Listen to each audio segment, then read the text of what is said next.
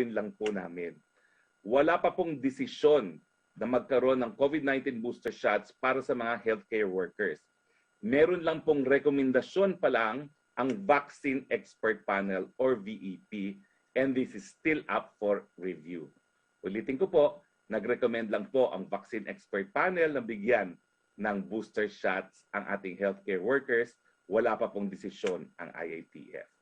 At sa iba pang usapin, pinirmahan po ni Presidente ang Republic Act No. 11589 noong Biyernes, September 10, kung saan papalakasin at gagawing makabago o modern ang ating Bureau of Fire Protection.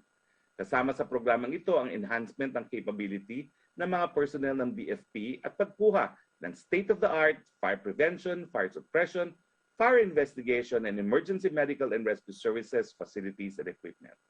Dito po nagtatapos ang ating presentasyon. Makakasama natin po ngayon si DTI Secretary Mon Lopez at MMDA Chairman Benher Alba.